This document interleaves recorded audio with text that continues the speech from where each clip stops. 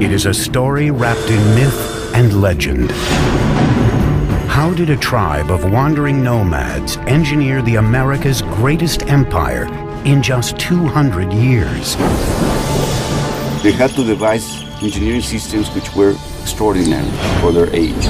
Their civilization rivaled Rome in its sophistication. The Aztecs had the best technology that could be produced in the conditions of which they lived. Aqueducts, palaces, pyramids, and temples stood as a tribute to their gods and a testament to the power of humankind. The Aztecs' crowning achievement was a gleaming capital city that astonished European explorers called the Venice of the New World. The city spread out, glittering against its canals and its lake, bedecked with fine trees and beautiful mansions. Their thirst for power and blood set them on a course for destruction. When it finally came, their annihilation would be swifter and more complete than the world had ever known.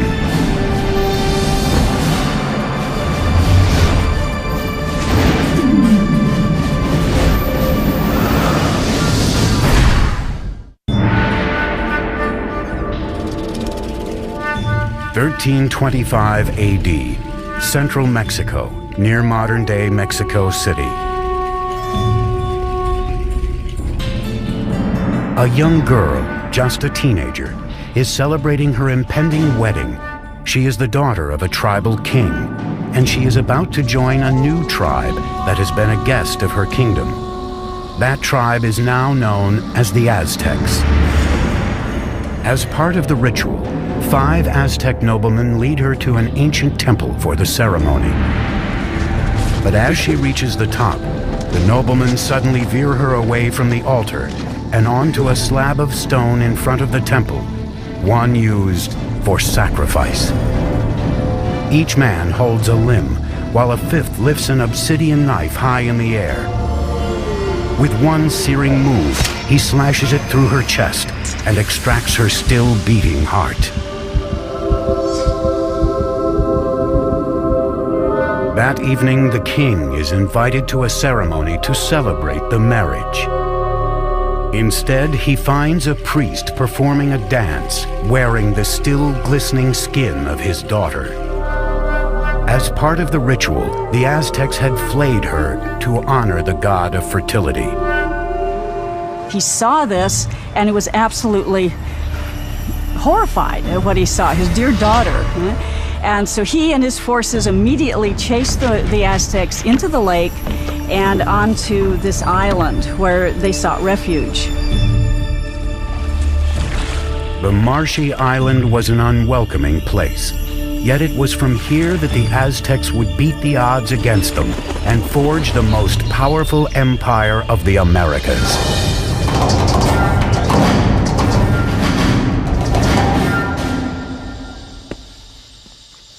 Hi, I'm Peter Weller. When I think of the Aztecs, I think of an elegant people with beautiful skin and flamboyant headdresses of many colors, and I think of floating cities and a terrific song by Neil Young about Moctezuma and Cortez. But I also think of knives of obsidian glass ripping into chest cavities and hands, pulling out bleeding hearts and holding them high. Most of the Aztec sacrifices were performed in a temple atop a stone pyramid like this one. The Aztecs felt that without these offerings, the sun would literally cease to rise and the universe would die. Now, Aztec history is a fusion of fact and myth. But what we do know is that this murder, as horrific as it was, not only marked the beginning of the Aztec Empire, it also marked the location from where it would rise.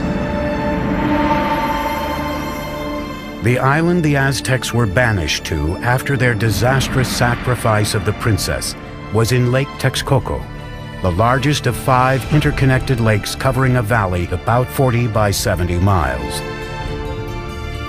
Today, this once vast and open valley is teeming with what is modern-day Mexico City, one of the largest cities in the world. But 700 years ago, the island was so swampy no one had laid claim to it. Now, as they gazed on the lake, the Aztec leader Tenoch announced to his followers that he had seen an eagle perched on a cactus in the middle of the lake, a sign from the gods that they had found their new home. They would name their city Tenochtitlan. Life is tough for the Aztecs in the early days of Tenochtitlan, but they have a vision.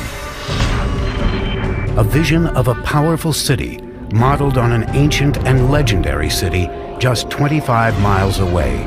They called this city Teotihuacan, or City of the Gods. We know very little about Teotihuacan because all we have is the archaeological remains. We don't have any writing, we don't have any documentation that really fleshes out what went on at this big city. It was in ruins even in Aztec times, but they believed it to be the stomping grounds of the gods and the literal birthplace of the sun itself. The place the Aztecs most revered in Teotihuacan was a pyramid that rose above the tree line. It was called the Pyramid of the Sun. The massive Sun Pyramid contains 1 million cubic yards of earth and stone, with a base roughly the same as the Great Pyramid of Giza in Egypt. The Aztecs believed Teotihuacan was laid out in the image of the cosmos, created by their gods. Now it was this image they would attempt to replicate in the construction of their new city, Tenochtitlan. Taking on the challenge would be an Aztec leader named Acamapichtli. In 1376, he embarked on an ambitious plan to engineer an advanced city at Tenochtitlan. But there was a problem. The swampy islands that they took over needed a lot of work. When they started to build anything, it would begin to subside. There was simply no foundation on which to build. The Aztec solution would revolutionize the architecture of the Americas. They began by anchoring their buildings deep in the ground using a system of pilings made from wood. Workers cut stakes into 30-foot lengths, 3 to 4 inches wide. These were driven into the soft ground to make a foundation. The pilings were often surrounded with volcanic stone to add strength. Masons and bricklayers could then build walls on top of this base with confidence. They have found wooden pylons to hold the foundations of the pyramids. The fact that it didn't sink or the fact that it didn't just topple, I think that's a major feat of engineering. Tenochtitlan was an island city, but the lakes surrounding it were very shallow, sometimes only 7 feet deep. The whole thing looked like a giant metroplex floating on a pond. Originally, the only way to get from this floating city to the mainland was by boat. But the Aztecs eventually devised a series of causeways, sometimes 45 feet wide, that would connect their floating city to the mainland provinces. The causeway was supported by strong wooden pilings, the same pilings that supported their temples and other buildings. Thousands of these pilings had to be driven deep into the lake bed, and this presented a logistical challenge that could only be met by a strong, skilled labor force and the best of Mesoamerica's engineers. To build a causeway, 2 lines of stakes were laid out. Then the space between them was filled with stones and earth until it reached several feet above the water level. This allowed the road to support enormous weight. These causeways were built very straight, they were very wide, with bridges that would open up that connected the city to the north, to the west, and to the south. The roads enabled the Aztecs to transport larger, heavier materials for building. But this presented a new challenge. There were no beasts of burden in Mesoamerica, so everything had to be done with humans. No carts, no wheel. Small loads would be carried on the back with a rope hung from the forehead.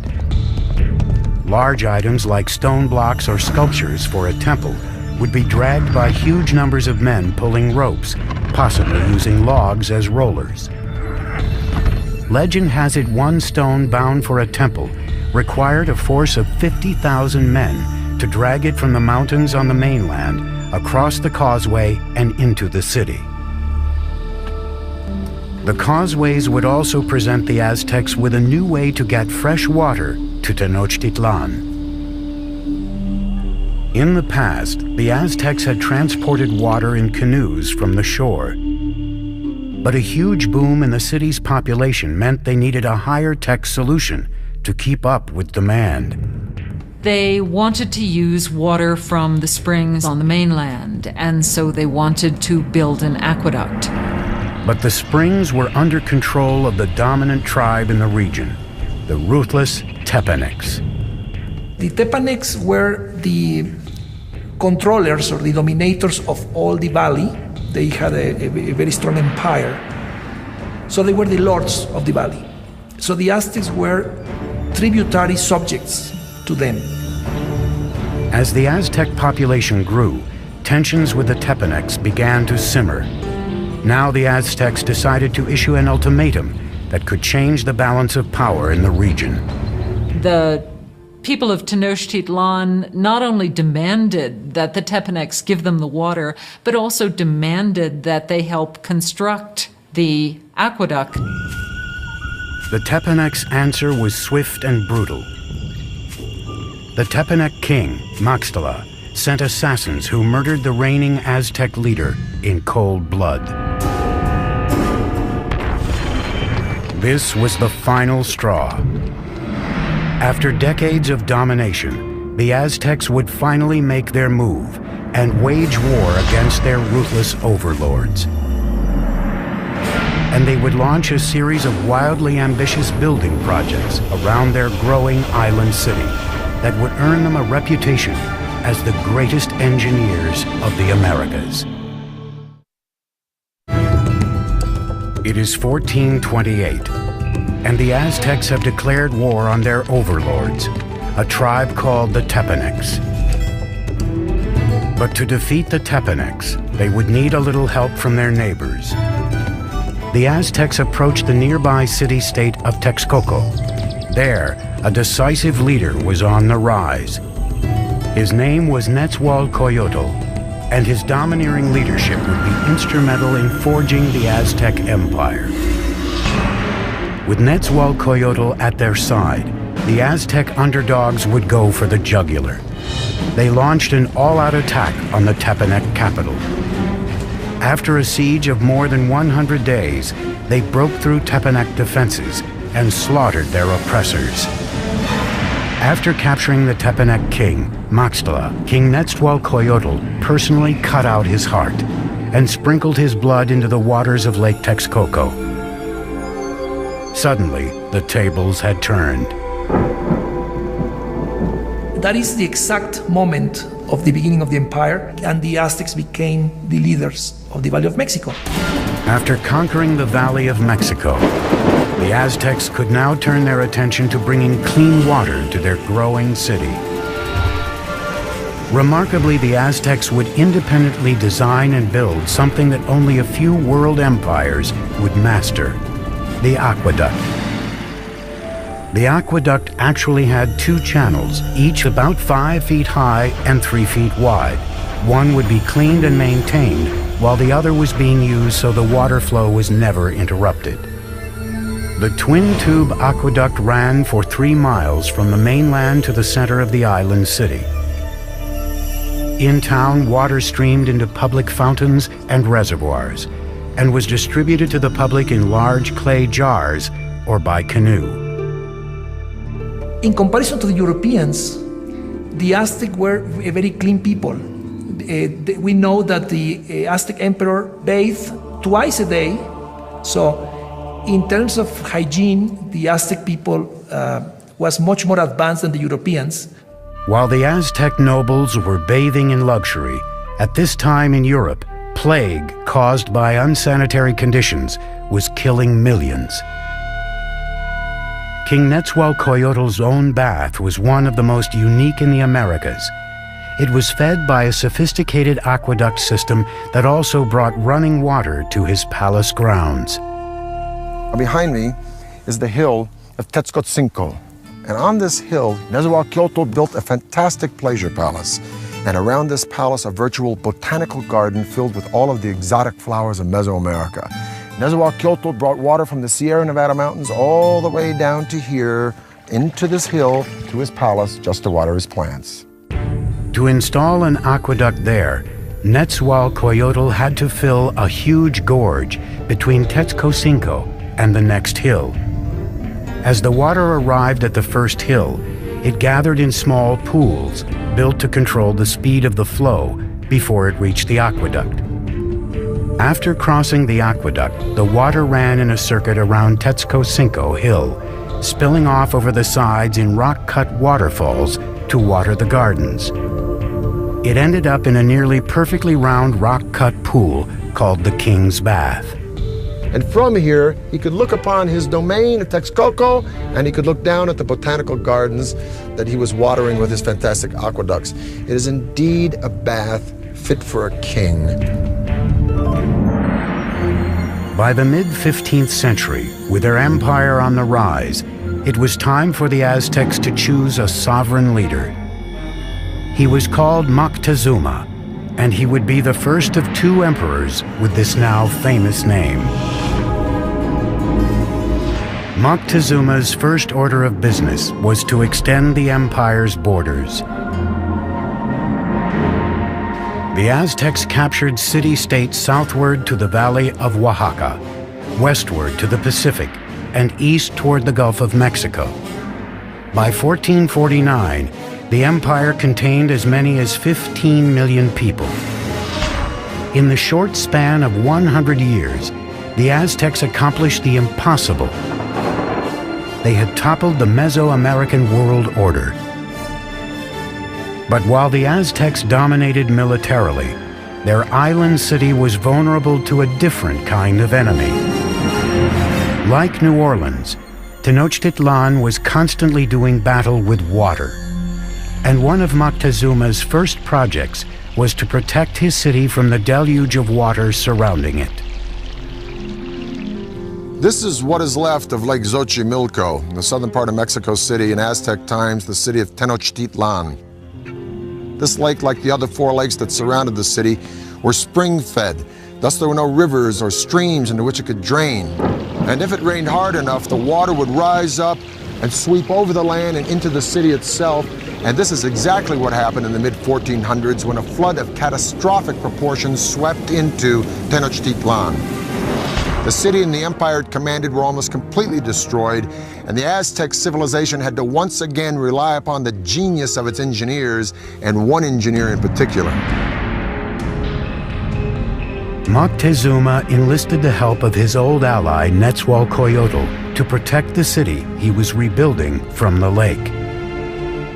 Nezahualcóyotl would design a solution that would make him the greatest engineer on the continent. His plan was to create a safe zone around the city with a huge dike that would protect Tenochtitlan and its inhabitants. It was designed to be larger than any earthwork anywhere in the Americas at the time, running for 10 miles just east of the city from the southern edge of the lake across to the north. The walls were a wickerwork construction made of sticks, reeds, stone, and earth. Since the lake was shallow, the dike was only about 12 feet in height, but some 27 feet wide. Nezahualcóyotl fitted the dike with sluice gates, most likely wooden doors that would be raised or lowered to control the water level behind it. The dike also served another purpose. It protected their water supply. It was important to build some sort of protective mechanism to keep salt water out of the freshwater western part of the lake. An army marches on its stomach, so said Napoleon. Now, an ample food supply for civilians is a no-brainer in the critical development of any civilization. But the Aztecs perfected a unique method, not only to provide a substantial food supply for its civilian populace, but to fuel the military expansion of its empire. This revolutionary engineering was called chinampas, a system that allowed them to literally create new land to farm and to live on. If you're going to have a city of any size, you have to provide room for them. And so what they did was build up these chinampas in the lake bed. Basically, Chinampa is an artificial island built in the lake. They look like narrow football fields, about 300 feet long by about 30 feet wide. A chinampa was built by weaving a web of sticks floating in the water and piling reeds on top of them. Mud was then scraped from the lake bottom and piled atop the reeds to form the chinampa. It took 4 to 6 men 8 days to build the average chinampa. They were connected to the city by massive navigational canals that would take thousands of men months to build.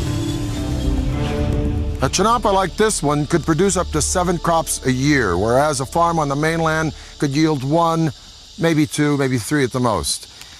As a crop was ready to harvest on a chinampa, seedlings from another would be sprouting out of mud that would be spread on a boat adjacent to the chinampa.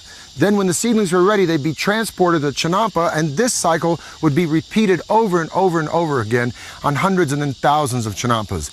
Now, it was this technology that transformed Tenochtitlan from just another tribal town in the 14th century to a dominant and thriving city-state. With their city's infrastructure in place and vast lands under their control, the Aztecs would push the boundaries of their empire further than ever before. They'd create a far-flung network of roads, Aztec superhighways. But as the empire grew, so too did their practice of human sacrifice. Soon, rivers of blood would be flowing through the streets of Tenochtitlan.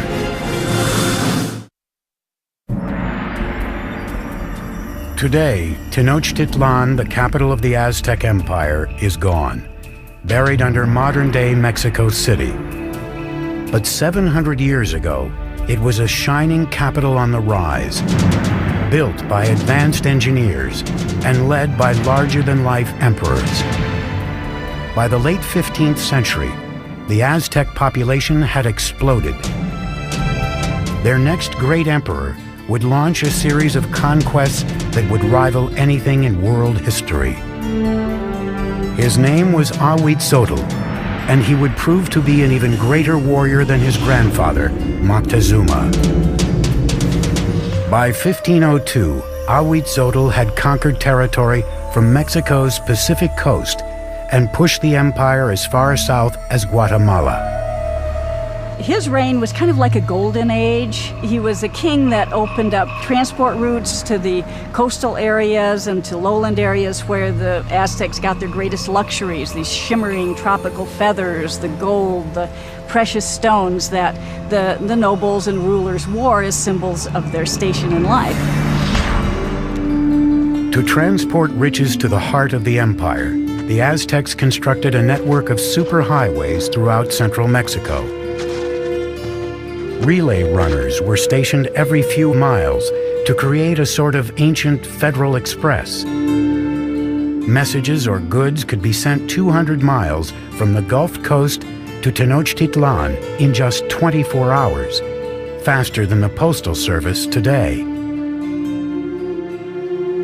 With the empire at its height, the Aztecs under Ahuitzotl embarked on their greatest construction project, a massive pyramid at the very center of Tenochtitlan, the symbol of their absolute power.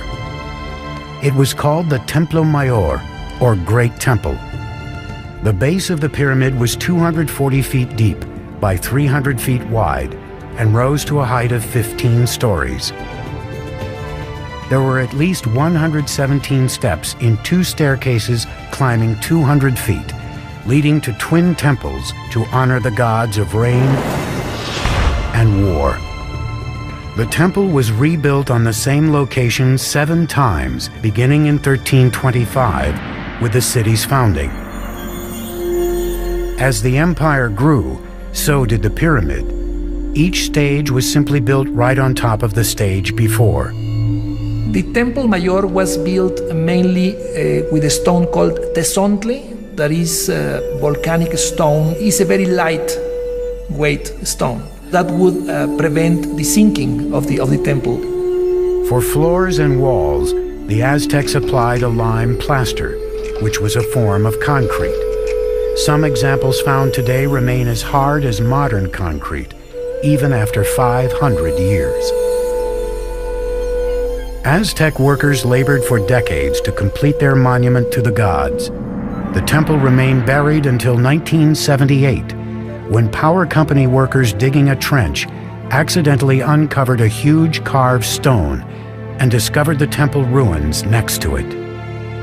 The disc, 11 feet in diameter, weighs 8 tons and depicts the dismembered body of the goddess Coyolxauhqui.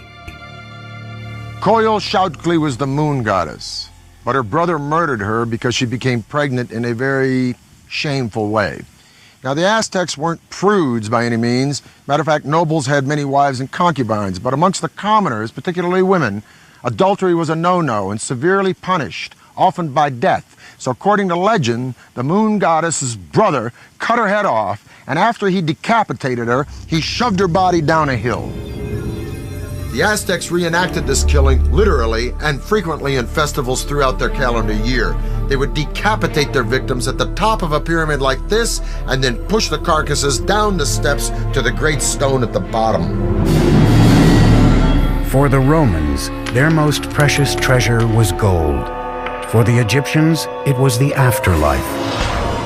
For the Aztecs, it was human blood. They felt a sense of reciprocity with the gods. So they needed to give a thanksgiving to the gods, giving the most precious thing they had, that was human blood.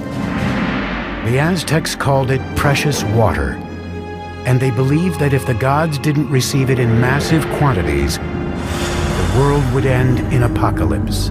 It was common practice to adorn the walls of the insides of the temples with fresh human blood.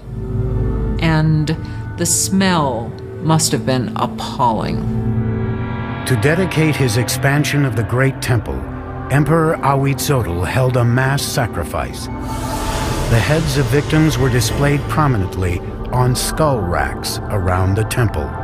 According to some chronicles, they say that there were sacrificed 20,000 people. From a practical point of view and from a scientific point of view, it sounds impossible. So I think that the chronicle that is written by Spanish sources is basically telling us that to their eyes they were many. As Ahuitzotl's reign continued, the bloodletting skyrocketed. Life in Tenochtitlan soon became an orgy of death. Friends and enemies alike would be brought in to witness the sacrifices.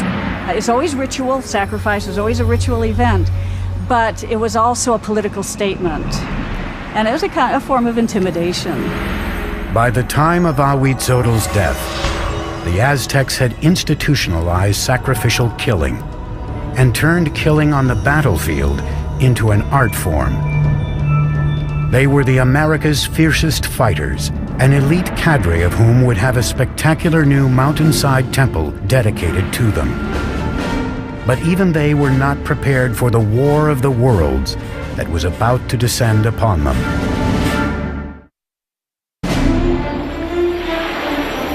In 1502, Ahuitzotl, Emperor of the Aztecs, is dead. Moctezuma II, a 34-year-old former priest, comes to power. A world away, in Spain, an 18-year-old notary named Hernan Cortés is preparing to cross the Atlantic to join in his country's conquest of the New World. This is the zenith of the Aztec Empire. It now covers at least 80,000 square miles, reaching out from Tenochtitlan to both coasts and as far south as Guatemala. Some 25 million people are subject to Aztec rule. 38 provinces containing innumerable city-states are paying them heavy tribute, making the emperor and nobles fabulously rich. The city spread out, glittering against its canals and its lake, bedecked with fine trees and beautiful mansions. And Moctezuma II presided over it all. He was known for his statesmanship and military skills. A tough leader, he slaughtered the population of towns that wouldn't bend to his rule. but privately he was troubled. It seems that Moctezuma was a passive individual, perhaps even a depressive individual. Legend says that when he witnessed a comet streaking across the skies over Tenochtitlan, he spent the rest of the night in tears. As the weeks went by, he became increasingly paranoid. But at the height of his obsession with the supernatural, a very real threat approached from across the sea. Spies posted along the Gulf Coast reported strange sightings offshore that they were at a loss to describe. They never have seen a boat, so they didn't even have a word to describe that. So the Indians refer to those boats as mountains that move in the water. In 1519, after sailing from Cuba, Cortés landed with 11 of these floating mountains and 500 men on the Gulf of Mexico, 200 miles southeast of Tenochtitlan. The tribes were astonished by these men with metal armor and animals they had never seen. As he moved inland, tribes who resisted were brutally slaughtered, but many others were happy to provide him with provisions and men. One of the ways in which one local lord down on the Gulf Coast curried favor was to give Cortés and his company a group of women who were to not only provide for them in housekeepers sort of manner, but were also clearly meant to be courtesans as well and provide sexual services to them. But among the concubines, one in particular caught the eye of Cortés himself. She was the daughter of a chieftain who had been sold into slavery and was called La Malinche. They developed an intimate relationship, and in time she bore a son to him. And he would have been one of the first people of mixed blood in the New World. But she was much more than a mistress. She became an interpreter for Cortés, and her role expanded to advisor and intermediary between him and the Aztecs. Not only was she his translator, but she could also tell him about things that were being said that he was not intended to hear or understand. Moctezuma's network of relay runners kept him apprised of the Spaniards' movements. It was clear they were headed for his city. As he advanced toward Tenochtitlan through the summer of 1519, Cortés amassed an army of thousands.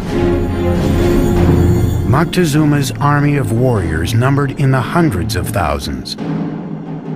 They wore animal costumes on the battlefield to intimidate their opponents. Part of it was spectacle. You had just incredible costumes that the different warriors would wear. The most important warriors were knights, dressed as jaguars and eagles. The Aztec knights were initiated into their orders at sacred ceremonies at special temples like this one. This is the cave temple at Malinalco, one of 6 temples on this remote mountainside, a few hours south of Mexico City. It was finished by Moctezuma II around 1502, shortly after his coronation. Now, over in Europe, Michelangelo was pounding out the David for the Republic of Florence. But while Michelangelo was carving the David, the Aztecs were here carving this temple right out of the side of this mountain. And it is the only temple in the entire Western Hemisphere built in this manner. At the bottom of the stairs of Cuauhtli are the sculptures of 2 jaguars. On each side of the door there are the remnants of 2 warriors. Now the door itself represents the open mouth of a giant serpent. You can literally see its tongue coming out of the room. The Aztecs believed that this was the entrance to the womb of the earth. Now the privileged warriors would come here, go into the room with sculptures of eagles, have their noses pierced, and offer blood and sacrifice to Huitzilopochtli, the god of war. But this would be by no means the last time these Aztec warriors would spill their blood. The first meeting between Cortés and Moctezuma would be peaceful, but the conquistador knew a huge and bloody clash between the old world and the new would soon take place. And the annihilation that ensued would become one of the most frightening events in the history of the Americas.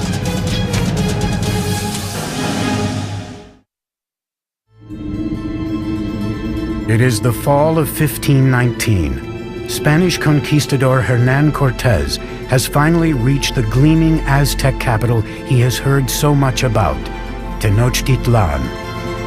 When the Spaniards first saw Tenochtitlan, they thought they were in some kind of an enchanted vision. They thought they'd entered some kind of a dream. A massive force of native warriors, allied against the Aztecs, accompanies him as he advances on the main causeway into the city. The meeting of Cortés and Montezuma on a causeway approaching Tenochtitlan had to be one of the most remarkable events in world history. It's really a meeting of two different worlds. And Cortés offered his hand, but the minute he started to do that, to actually touch Montezuma, the noble attendants around Montezuma pushed Cortés away and said, no, no, no, that's a total indignity. Nobody touches Montezuma, the great lord of the land. The meeting of the two worlds was peaceful, but fraught with tension. Moctezuma by this time had become increasingly impulsive and prone to bouts of hysteria. So the encounter was an encounter of sensing the forces, no, in each side. But the Aztecs had a diplomacy and a warfare system that was somewhat naive in comparison to the very tricky and sly system of the Europeans. Moctezuma invited the Spaniards to stay in one of his palaces. It would prove to be a catastrophic mistake. As the Spaniards entered the city, they were so awed they thought they were dreaming. At the heart of the city stood the emperor's colossal palace. The palace of Moctezuma II was a massive complex spread across 6 acres near the Great Temple. One of the Spaniards noted that every day at Moctezuma's palace, 600 nobles gathered, and they would hear the word of their emperor. Moctezuma received the Spaniards in a large reception chamber just beyond the main entrance, designed to make the emperor appear omnipotent. But Moctezuma's palace would be the last ever built by the Aztecs. Not a week into their visit, the Spaniards went for the jugular, kidnapping Moctezuma. It was an audacious move, but it paid off. The empire appeared to be theirs. Even though Moctezuma was still the official leader of the city, he was really, for some time, nothing more than a mouthpiece for Cortés. For 6 months, tensions within the walls of Tenochtitlan slowly simmered. Then, in the spring of 1520, it all came to a head. One morning, Spanish soldiers interrupted a sacred sacrifice and slaughtered those taking part. The move sparked an uprising. For the Aztecs, the Spaniards had committed an unspeakable sacrilege. The city became engulfed in chaos as the Aztecs marched on Moctezuma's palace. Moctezuma gets up on the top of the palace and tries to talk to the people and calm them down, and by now they're just not having any of it. Moctezuma had become nothing more than the Spaniards' puppet, a betrayal so great in the eyes of his people, they pummeled him with rocks and arrows. Shortly after, Moctezuma's lifeless body was tossed from the palace walls. Whether he died at Spanish hands or from injuries inflicted by his own people may never be known. And the Spaniards at that point decide this would be probably a good time to leave the city. On the night of June 30th, 1520, the Spaniards attempted to escape under cover of darkness. But they can't separate themselves from the plunder that they've gotten so far, so they're weighted down with all of the things that they want to take with them. They were easy targets for the Aztec warriors, who caught them on the causeway. bodies quickly piled up in the water. 400 Spaniards were killed along with several thousand of their Indian allies. That escape has come to be called the Noche Triste, the sad night. Cortés and a few others managed to escape with their lives. The Spaniards would now destroy the shining city of Tenochtitlan for good. He would begin by severing the lifeblood of the city, the aqueduct. As hundreds of thousands of people within the city's walls were without water, Cortés created a blockade around Tenochtitlan to cut off all outside supplies of food. So the idea of this blockade was to try to make surrender the city by hunger. And the Aztecs had a tremendous resistance, so they couldn't be defeated easily. And what they decided to do is to mount an attack both by land and by sea. For centuries, the lake around Tenochtitlan was a barrier against invaders. But Cortés would find a way around that. He had thousands of his Indian allies carry ships in pieces up thousands of feet over the mountains to be assembled and launched into the lake. May 1521. Cortés unleashes his massive army in a final decisive attack on Tenochtitlan. 600 Spaniards, including 100 cavalrymen and upwards of 50,000 of their Indian allies, clash with the Aztec defenders of the city on its grand causeways. Brutal fighting continued for months. Day by day, Cortés razed the city block by block. He and his Indian allies were merciless in their systematic slaughter of the population. It was an extremely hard-fought battle, especially in the city precincts. The Aztecs made a last stand at the great temple in Tlatelolco. Warriors lined the steep steps to rain down arrows and rocks on their enemy. But it was hopeless. On August 13th, the final Aztec leader, Cuauhtémoc, was captured and surrendered to Cortés. And that was just the beginning. 20 million would die of disease brought by the Spaniards. By the end of the 16th century, we estimate that the native population had been reduced by about 90%.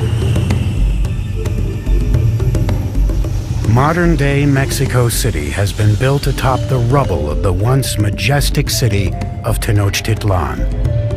The Spaniards leveled it during the construction of their own colonial capital, even using stones from the great temple to build their cathedral still standing next to the temple ruins. The Aztec Empire had vanished, and with it, a legacy of astonishing engineering achievements.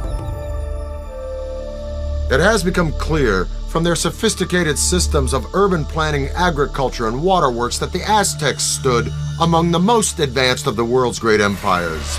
The cave temple here at Malinalco is one of the few truly impressive Aztec achievements that the Spanish did not destroy. And stunning sights such as this beg the tantalizing question, if the Spanish had not come, what would Deep within the jungle, we're talking about a civilization discovered in the middle of a rainforest. cryptic remains of a lost civilization, one that spanned a continent for more than 1,000 years. They definitely had attributes of the supernatural. They were the ancient Maya. Their rulers filled vast cities with sky-high pyramids, ornate palaces, and lavish plazas. They were masters of their environment. They were very resourceful in figuring out how to harness the energy, creating amazingly sophisticated works of art and engineering, and sustaining a civilization for 1,500 years. Then, after generations of prosperity and innovation, the ancient civilization collapsed, turning bustling cities into ghost towns to be reclaimed by Mother Nature. Centuries later, answers to the mystery surrounding these majestic people and the godlike kings who ruled them tell a story of conquest, ingenuity, and disaster.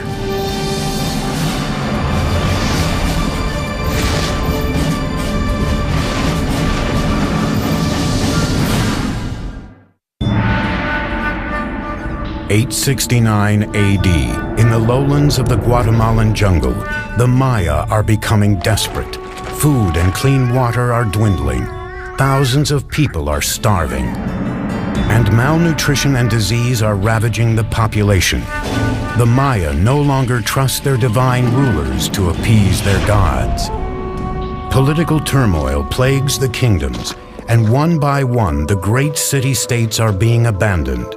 The ancient Maya civilization is crumbling.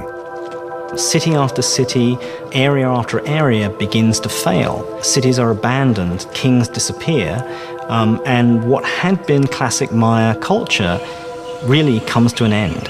What happened to this great people? Even today, scholars are still mystified. We know that people began to disappear. The question is, how did that happen? The answer may lie in complex hieroglyphics known as the Maya Code. A hieroglyph is a complex way of conveying all the information that Maya people could think or express. And it's the only example in the Americas of a complete, complex system of writing. Today, these cryptic symbols reveal a history of brutal warfare, larger-than-life rulers, and the rise and fall of an enigmatic people.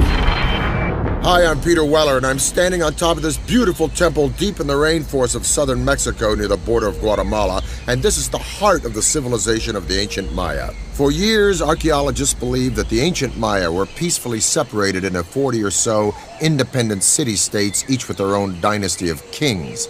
For what we could tell, there seemed to be trade, communication, but there didn't seem to be any particular imperial aggression motivated by a thirst for land or power outside of a king's own territory. But in the last half-century, these theories are starting to fly in the face of a different story because hieroglyphs like this one, the remnants of the ancient Maya's advanced writing system, are painting a whole new picture. The touchy-feely 1960s and New Age ideas of a gentle and loving people are being fast replaced by a much more complex reality of city-states, butting heads and bloody clashes. And now we have evidence that brutal battles and human sacrifice were fundamental components of life among the ancient Maya.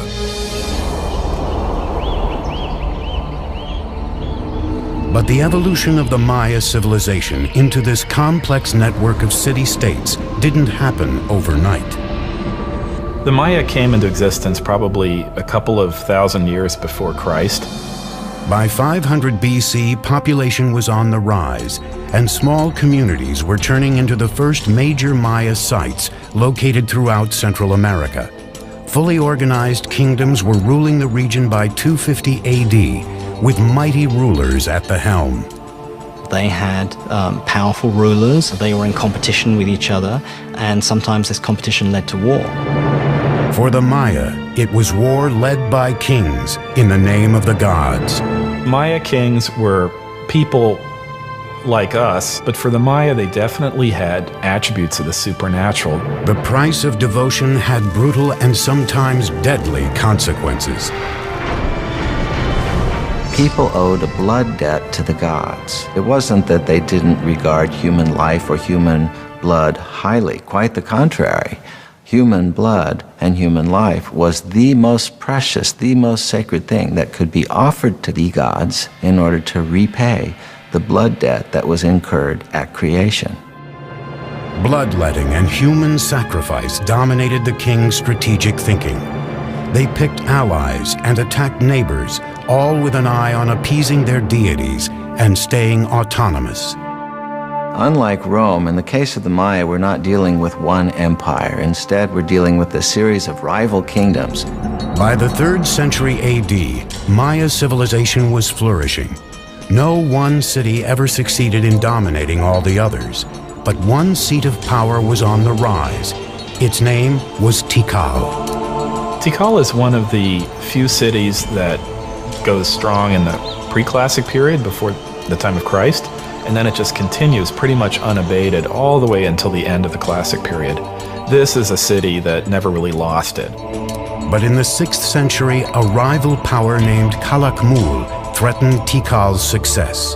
The Maya had these two great dynastic capitals, Calakmul and Tikal. Those two cities essentially locked horns. It's really Calakmul that seems to engage in this action in which they engineer alliances all the way around Tikal, essentially boxing in their enemy. It would be up to an ambitious and visionary leader to build a center of military power, one that would take on Calakmul. His name was Yakin Khan Kawil. He would construct one of the most iconic structures of the Maya, a pyramid that would stand the test of time, the Temple of the Giant Jaguar. The most valuable monument was one that took a lot of effort. So a big temple pyramid is an indication of your power, your strength, your prestige. It's a way of drawing people into your city because it shows what an awesome, powerful ruler you are. Building in semi-tropical environments with rudimentary materials was a unique challenge, especially when the goal was to build vertically using Stone Age technology. Most of the technology that we associate with big stone constructions were unknown to the Maya. They did not have beasts of burden. They didn't have metal tools. What the Maya did have was a virtually unlimited supply of malleable limestone and a great deal of manpower.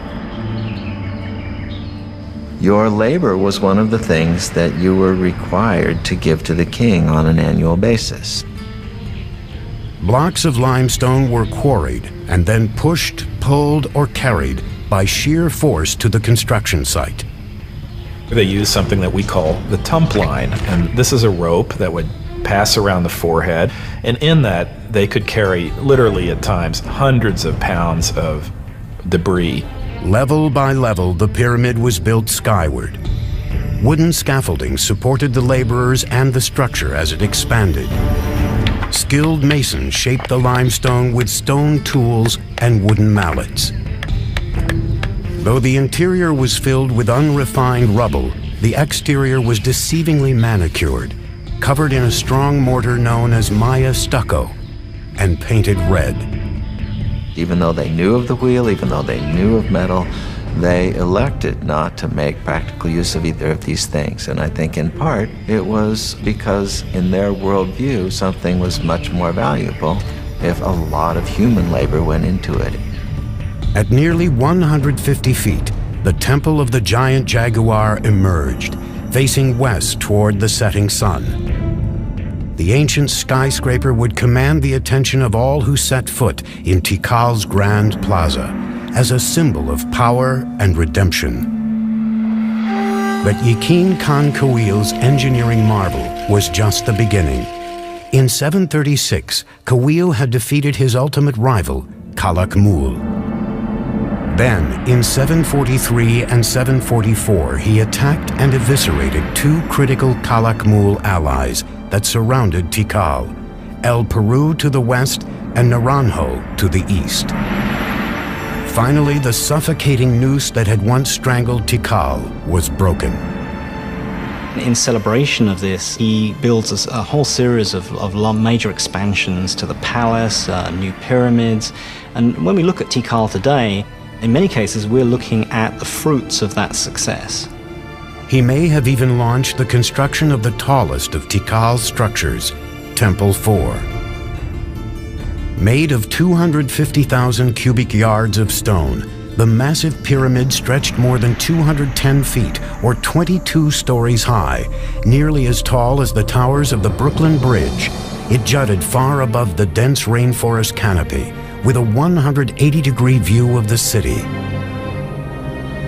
In the distance, other Maya cities were also ambitiously building toward the sky. But at this moment, with King Yakin Khan Kawil at the helm, Tikal was the unchallenged powerhouse of the Maya civilization. But Tikal was not alone. Out of sight, about 250 miles to the west, another dynasty is forging the construction of a great acropolis. There, in the 7th century, a king with a vision would emerge. He would turn one of the wettest cities in the world into a mecca of New World architecture.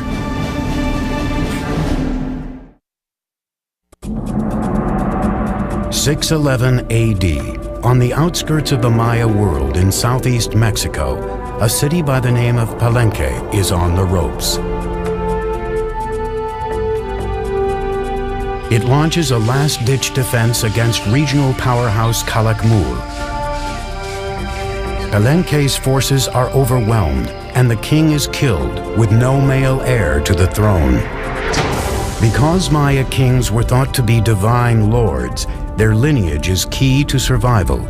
The end of a dynasty usually spelled disaster.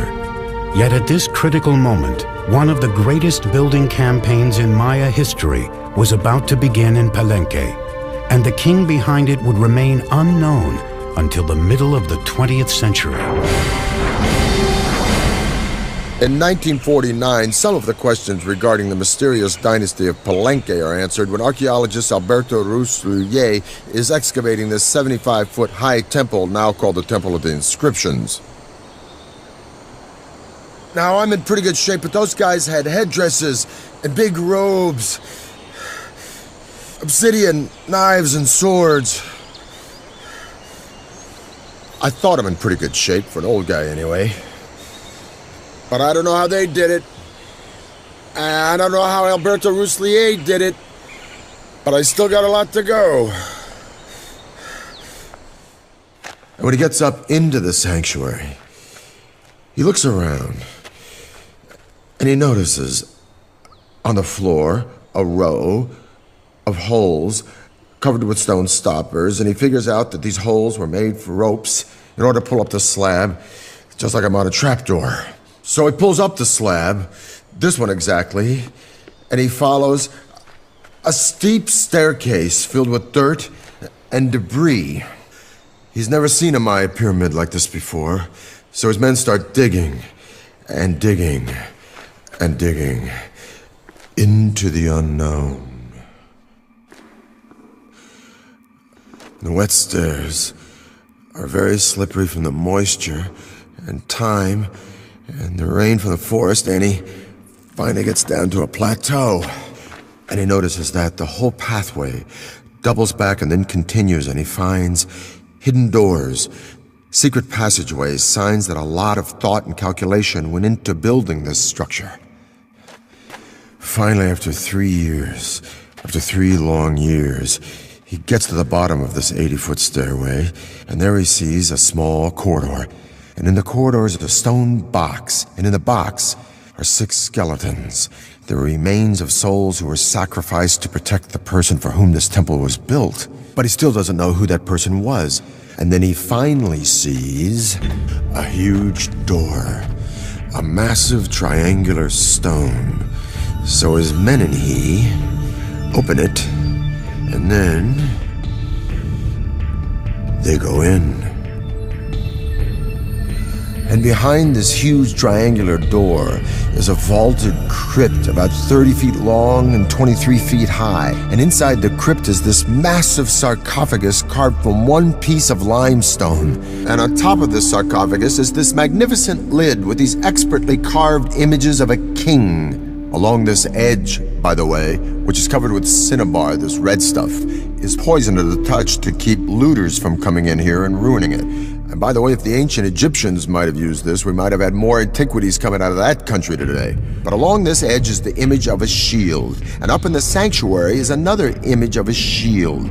And the ancient Maya word for shield is pakal. So Alberto Rus had discovered the tomb of the most important Maya king, Pakal the Great.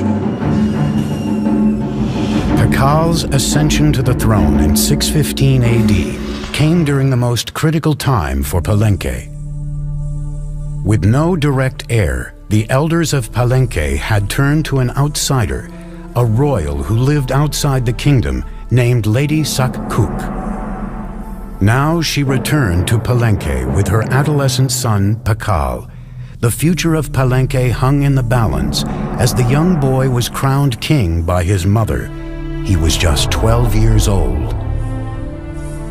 She sort of kept the throne warm for him for over 10 years while he was growing up. As the young king grew into adulthood, Pakal had to deify himself to legitimize his rule. He declared his mother to be the living embodiment of the first mother, who created humans and the gods. He then was the son of a goddess, an exalted position that removed any question of his legitimacy.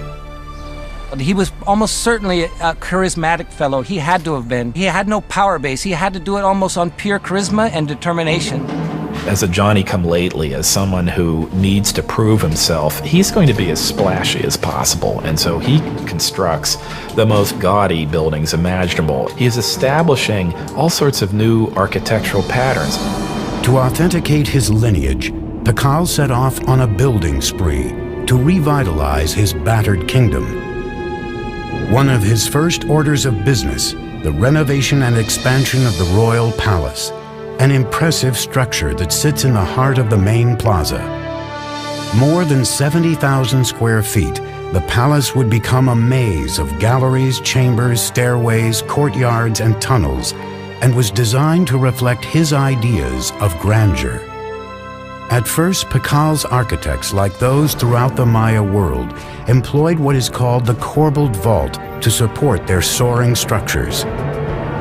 Now, this was a pretty straightforward structure where a series of lines of stones of ever-decreasing height are laid on top of each other. So it forms really a kind of inverted V shape with a row of capstones along the top. But the corbelled vault left something to be desired.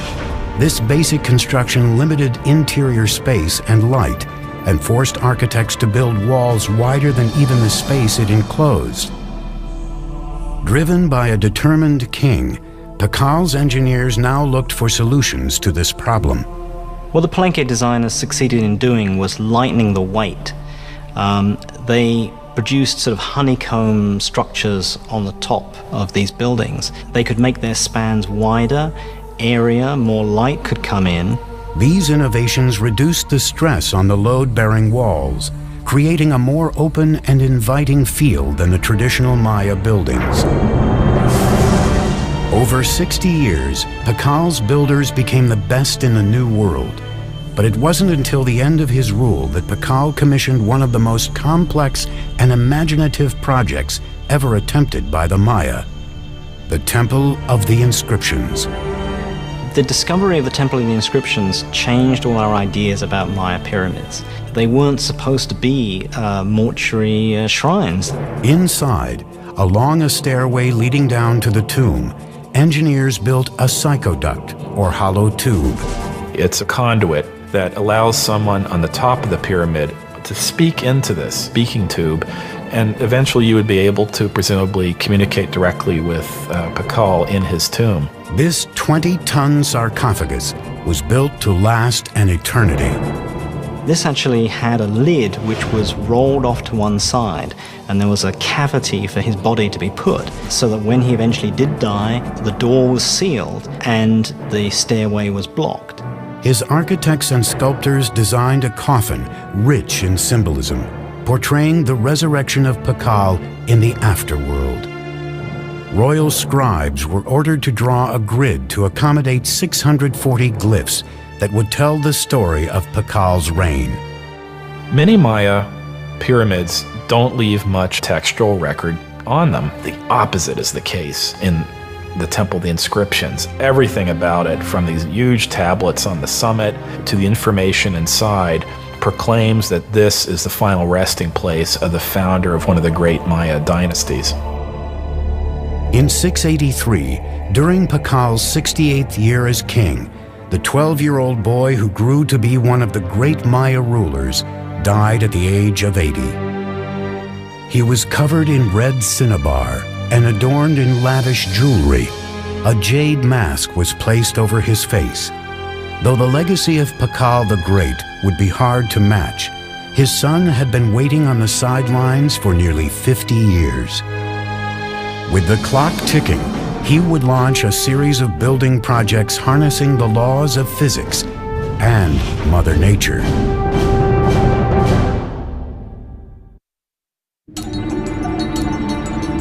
In 684 AD, the mighty King Pakal has engineered Palenque to be one of the finest Maya capitals ever known.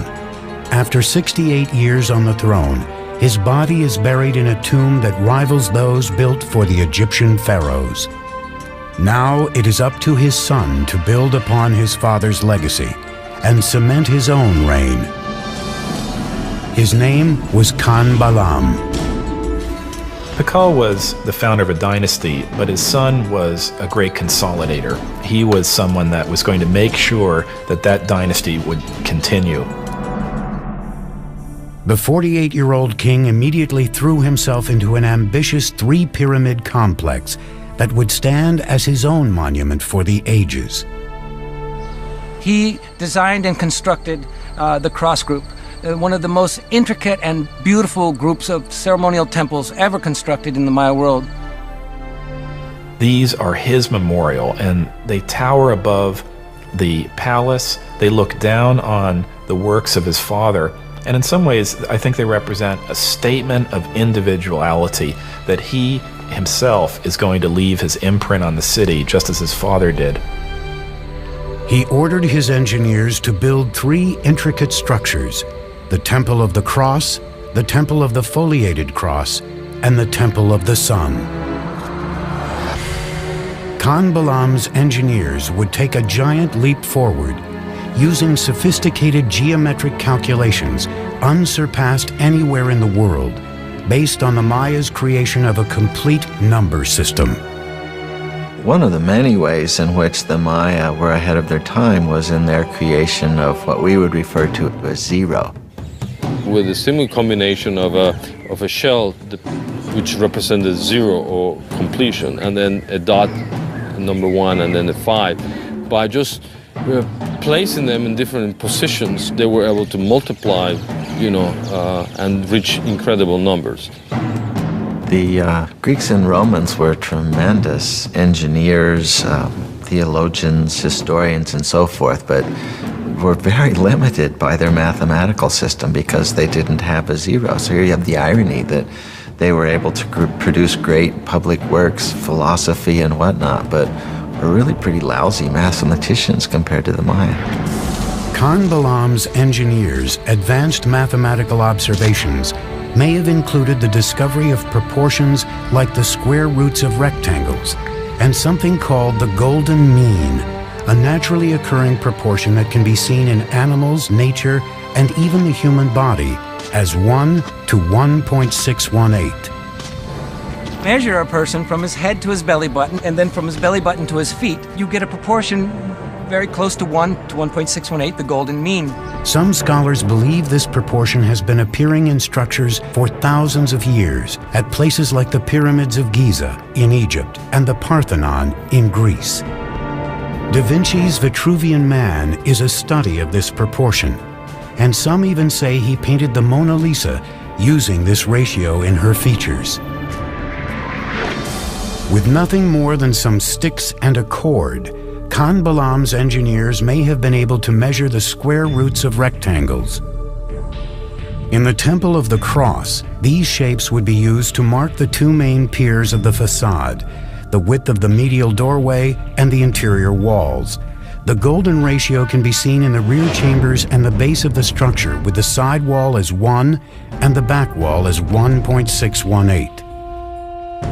By using repeated squares and natural proportions in the Temple of the Cross, a beautifully calculated floor plan took shape, full of geometry, mythological history, and a king's own legacy. But not all engineering in Palenque was done with an eye on the afterlife. Palenque's engineers also had to focus on more practical needs. One of the names of Palenque is La Camha, which means place of great waters. We have 4 rivers running through Palenque year-round. We have dozens of springs. We have water everywhere. These riches came with challenges. Palenque was surrounded by steep hills, natural springs and creeks that carved their way through the base of the site, leaving only bits and pieces of flat, water-free land for building. Unlike most Maya cities, the problem facing Palenque wasn't how to store water for the dry season.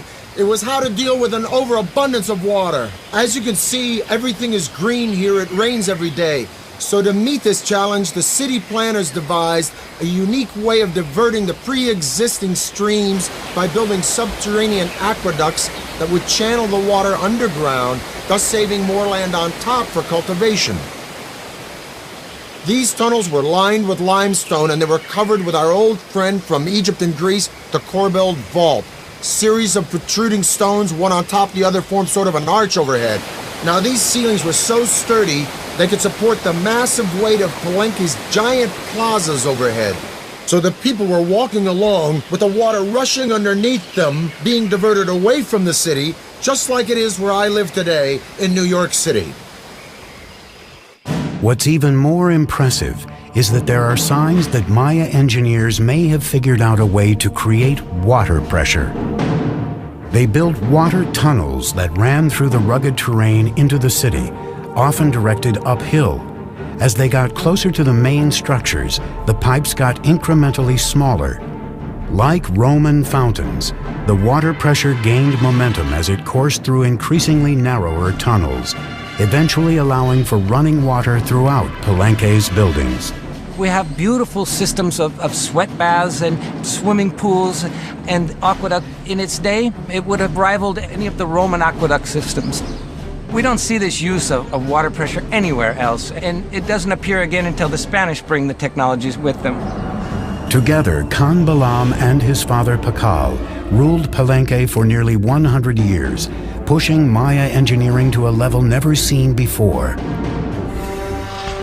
The future seemed bright for this city on the rise. But its years of glory are about to come to a sudden end. Something is happening in the Maya world that will cause the classic city-states to implode. By the 8th century, Palenque, Tikal, and the other kingdoms of the Maya world were expanding across the continent. Tall pyramids, unparalleled city planning, and sumptuous royal palaces advertised the glory of the great kings. Then, suddenly, these cities began to unravel, one after another. Royal sculptors stopped carving their monuments with historical information, and kings halted their construction projects.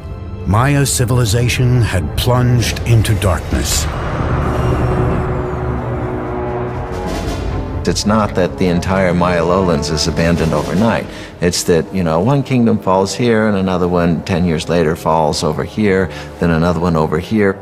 The causes of the Maya collapse remains a great debate among scholars. We're really talking about a society that was pushing itself to the limits. There is no one single explanation for this implosion, but scholars seem to believe that environmental catastrophe led to a full-blown meltdown for the Maya civilization. The soil no longer produced crops, thus lack of food and polluted water produced malnutrition and disease. The Maya could no longer count on their kings to intercede with their gods because their great society was in a death spiral, and their kings, so long counted on for guidance and prosperity, were powerless to stop it. So sadly, but slowly and surely, the people voted with their feet, and the ancient Maya left their beautiful cities forever. There were no signs of mass graves. They did not vanish. Where did the millions of Maya go? If you wanted to go where it was happening, you moved north. Go north, young man. The cities that die in the south, and that's the only way to describe it, is they just go into oblivion, are never really replaced. But there are locations all around the Yucatan Peninsula where the cities not only thrive, but they begin to grow explosively. This growth was enhanced by an elaborate network of causeways called sacbes, or white roads. The sacbes weren't just local transport, they were emblems of the great political power of two allied cities that had the wherewithal to create this magnificent royal procession way between their two kingdoms. As much as 60 miles long in some places, they were a marvel of engineering. They would place huge rocks on both sides of the causeway and then filling whatever was in between with cobbles and unfinished rocks and stones, and then they cover all this surface with stucco, nice plaster, and then upon it they create this smooth surface. In the Yucatan Peninsula, the Sac Bays often charted a course through the rough terrain in perfectly straight lines. It's not easy to cut a line 60 miles that doesn't deviate even a degree. I would really like to know what instruments they use. We have no record of it. These causeway systems allowed for rebirth, movement, and trade in the north, and it is there that the ragged survivors of the southern lowlands hope to find a second chance, in a Yucatan city called Chichen Itza. Chichen Itza came to be the largest and most powerful city from about 800 to 1050 or so that had a real knack of being a big tent.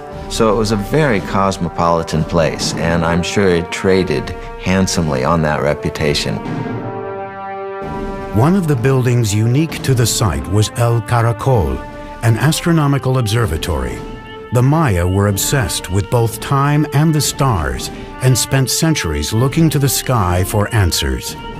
The Maya probably had something called a gnomon, which is a series of two crossed bars, and by looking at the intersection of those two bars, they would be able to focus on something. With just basic tools, the Maya were able to track the movement of the stars and planets and the passing of time.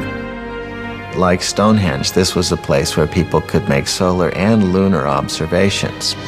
The staircase in the front of the building faced 27.5 degrees northwest, out of line with other structures, but in almost perfect alignment with Venus's most northerly position in the sky.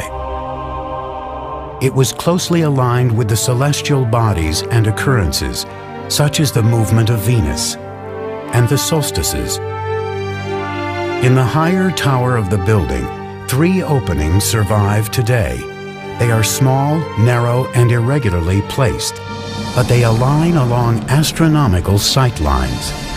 In the Caracol, we can see in its orientations, in its peculiar displacements, in its odd alignment of buildings, a focus on what Venus was doing at the time. Venus is a kind of variable actor up there in the skies. Sometimes it moves in this direction, sometimes it moves in that direction. The Caracol seems to be about looking at Venus when it's come to the end of a certain kind of motion. This astute astronomical observation allowed the Maya to build their interlocking calendars that were more accurate than any other used in the ancient world. The Maya had 2 calendars, one ritual and then, the solar calendar that is very, very similar to what we use in the Western world. The Maya measured the solar year to be 365 days. Their measurements for the revolution of Venus and the occurrence of lunar eclipses were equally on target. In just 200 years, the Maya had achieved a rebirth in the wake of the catastrophic destruction of their southern cities. But now the North would face an even deadlier enemy, one that was capable of annihilating the Maya while leaving their cities intact.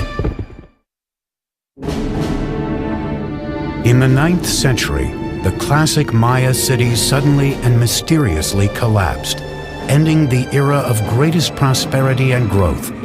Rebirth in the North gave the Maya an opportunity to combine astronomy and engineering on an unprecedented scale. At Chichen Itza, signs of continuing obsession with the skies left a permanent mark on Maya architecture. The cornerstone of Chichen Itza was the 98-foot El Castillo, or the castle, built in the 9th or 10th century. The 365 steps equal the number of days in the Maya civil calendar. 52 panels on each side represented the Maya's 52-year cycle. 9 terraced levels equaled the 18-month Maya solar calendar. And the temple's axis was perfectly aligned so that specific shadows were cast twice a year. For any Maya standing and looking at the northwestern sector of the Castillo, they would see a balustrade and then a combination of shadows and the sun hitting that part just before sunset. And then several triangles form, and then at the very bottom of this balustrade you have a nice carved serpent head, a snake coming down from heaven, and that is indicating the arrival of the rainy season.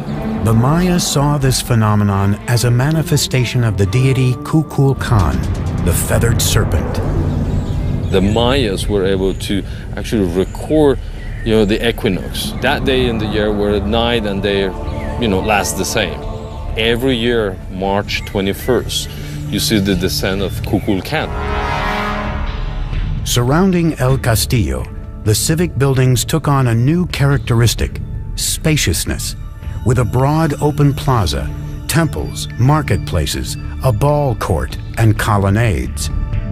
So the colony hall not only housed the feasting events, but maybe individuals were brought into the plaza. The general public was probably invited, depending on the occasions, to come to the plaza and witness the arrival of this, traders, the merchants.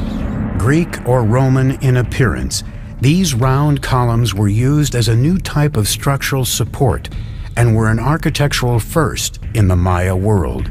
The benefit of a column is that it allows you to create flat roofs. You're not investing all of your energy in creating stone buildings that are going to be containing corbel vaults, which may or may not collapse. The columns were simple in design. Round drums were placed one on top of the other, filled with rubble in between. A square section was placed at the top, and then flat rooftops made of stucco and wood were added to form expansive covered interiors. It involves people more openly in the life of the building and of what's happening within it than would have been possible with Maya pyramids of the full classic period. Those pyramids are mostly about exclusivity. It's about showing a space, holding it up high, but allowing very, very few people to look into it. The open column structures are much more inviting. But the welcoming atmosphere didn't last long. After more than 200 years of domination over the Yucatan, Chichen Itza suffered a fate similar to its neighbors in the south. It mysteriously collapsed. When the Spanish arrived on the shores of the Yucatan Peninsula in 1517, every large cosmopolitan center of the Maya world had been abandoned. Even so, a splintered Maya civilization living in small villages across the countryside put up a sustained fight against the conquistadors. They proved difficult to conquer because rather than taking a king captive or an emperor, as they did with the Aztec, they had to conquer one village at a time. And once they moved on to the next village, there'd be one behind them that would then begin to rise in revolt.